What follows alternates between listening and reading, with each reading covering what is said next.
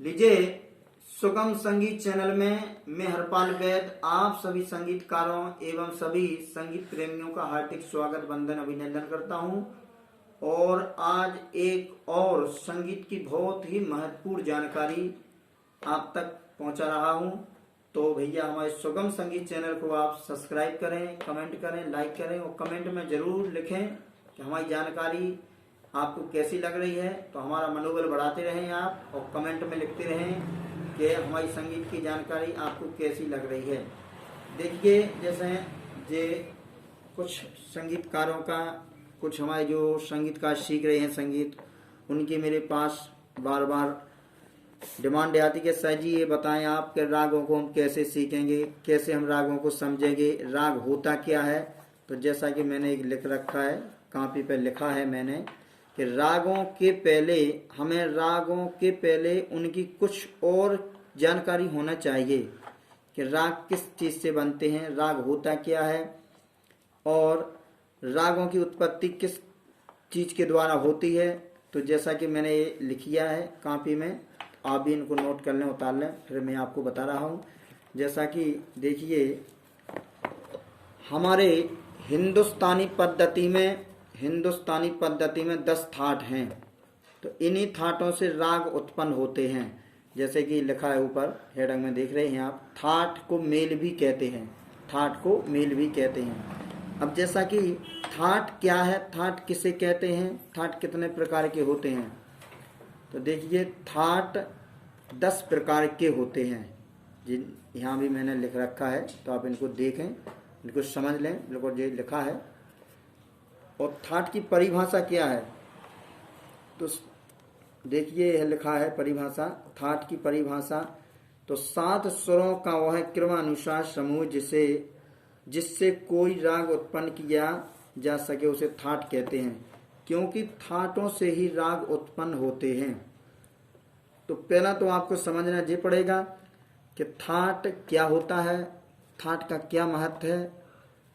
तो फिर इसके बाद राग तो बहुत पीछे की चीज़ है, पहले आपको थाटों को समझना होगा, और थाटों के पहले आपको सुरों को समझना होगा कि एक सप्तक में कितने सुर होते हैं, सुर कितने प्रकार के होते हैं, और सुरों की जो कि उनकी कुछ प्रक्रियाँ होती हैं, जैसे उसमें कुछ कोमल सुर भी रहते हैं, तीव्र सुर रहते हैं, तो उनको समझना पड़ेगा कि सुर शुद्ध कितने होते हैं, विकृत सुर कितने होते हैं। तो सबसे पहले ये जानकारी बहुत ज़रूरी है, फिर आप रागों को सीख पाएंगे। तो जैसा कि मैंने बताया है कि थाट क्या है, थाट किसे कहते हैं।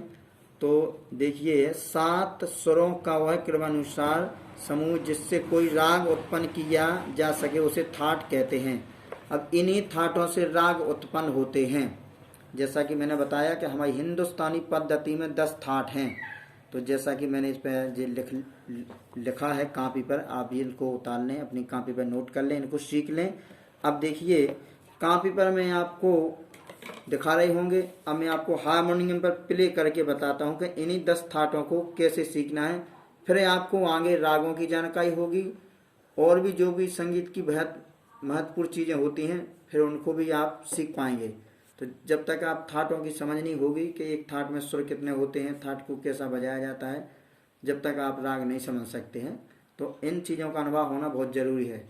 जैसा कि थाट का केवल आरोह होता है, आरोह बजाया जाता है, थाट गाया नहीं जाता है, और थाट का आरोह होता है, अवरोह नहीं होता है।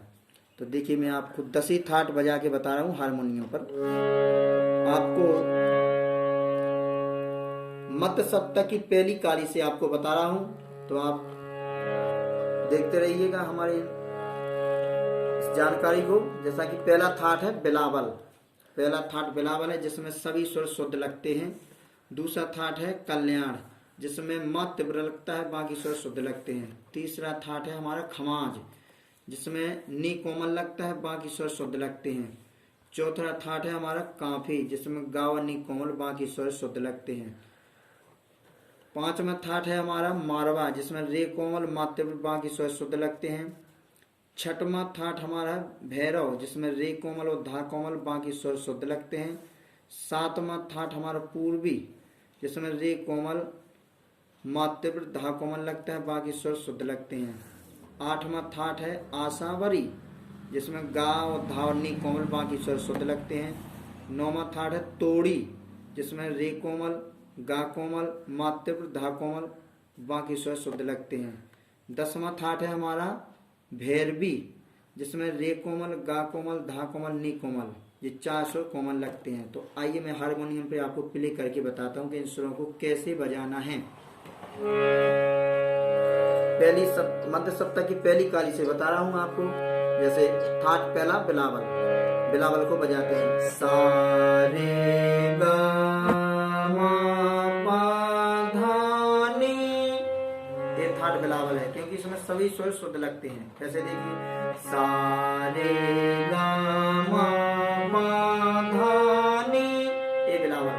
अब थाट आता है दूसरा कल्याण, इसको कैसा बजाना है सा रे गा मा, ये मा तीव्र है मा पा धा नी।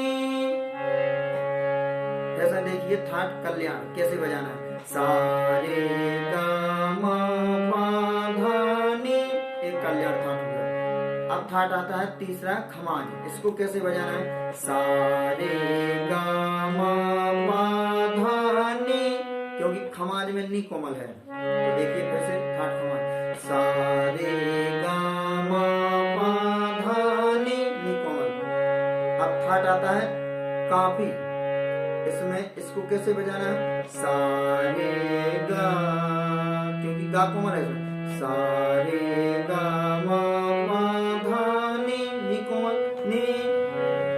इसमें 2 स्वर कोमल वजन है गा और नी सा रे गा मा पा धा नी।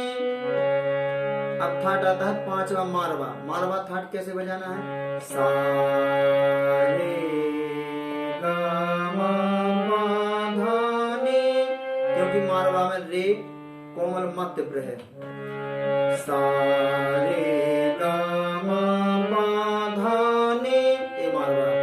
अब थाट आता है 6वां भैरव, भैरव कैसे बजाना है सा रे गा मा पा धा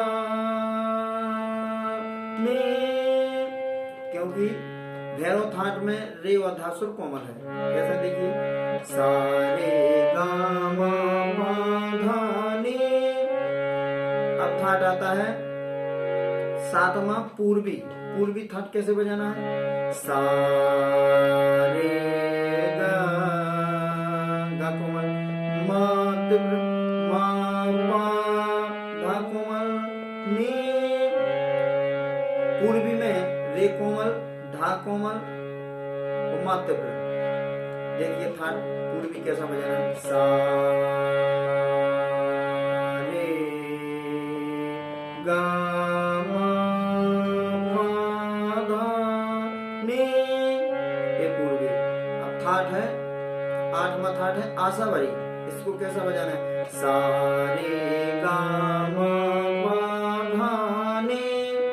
थाट आशावरी में 3 स्वर कोमल है गा धा और नी। जैसे देखिए कैसा बजाना है सा रे गा मा पा धा नी, ये थाट आशावरी।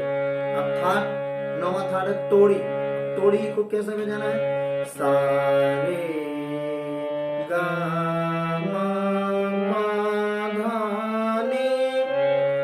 तोड़ी थाट में रे कोमल, गा कोमल, मा तीव्र, धा कोमल लगता है। 4 स्वर विक्रय है तोड़ी थाट में सा रे गा मा पा धा नी, ये तोड़ी थाट। अब थाट है 10वां थाट है भैरवी, इसको कैसे बजाना है सा रे गा मा पा धा नी। भैरवी थाट में 4 स्वर कोमल है रे कोमल, गा कोमल, धा कोमल, नी कोमल। जैसे देखिए कैसे बजाना है सा रे गा मा पा धा नी, ये थाट भैरवी हुआ। तो इन 10 थाटों को इसी प्रकार से बजाना है, इसी प्रकार को इनको समझना है, तभी आपको रागों का ज्ञान होगा। फिर रागों को आप सीख पाएंगे।